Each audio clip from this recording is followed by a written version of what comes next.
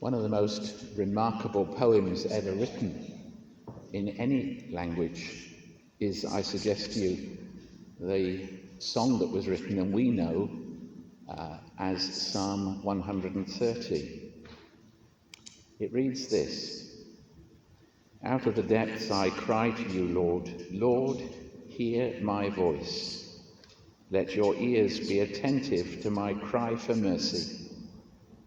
If you, Lord, kept record of sins, Lord, who could stand? But with you there is forgiveness, so that we can with reverence serve you. I wait for the Lord, my whole being waits, and in his word I put my hope. I wait for the Lord more than watchmen wait for the morning, more than watchmen wait for the morning. O Israel, put your hope in the Lord, for with the Lord is unfailing love, and with him is full redemption. He himself will redeem Israel from all their sins." The beginning of that psalm reminds me of an old friend of mine who I think must now be nearly 100 years old.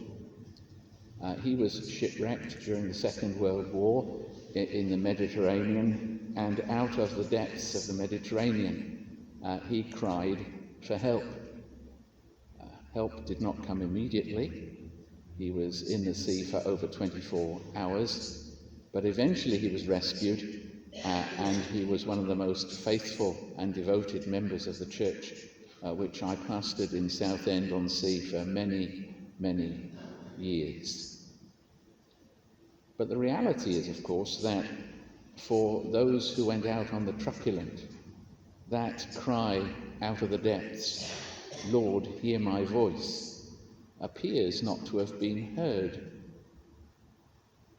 Except when you come to look at the psalm, you realize that the psalm is far less about being saved from the sea, but prepared for the crossing of the bar.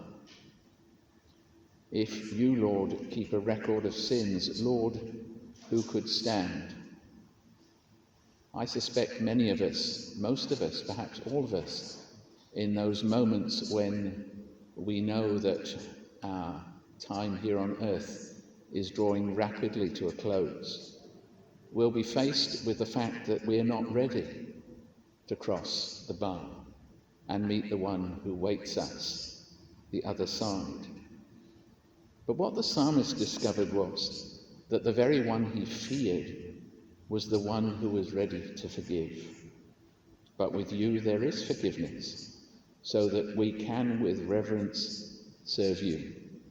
And as the psalm ends, it's interesting how it piles up a whole lot of words for all, to make sure that no one feels that they're excluded from the hope that is placed here for us.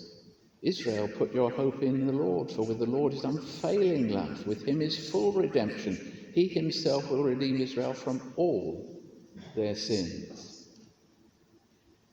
I like to think that in those last moments of those who went out on the Truculent that day in 1950, there were those who discovered both those things, that as they faced the reality of their own lives on earth ebbing away, there was a hope to be found in the very one who would welcome them, the other side.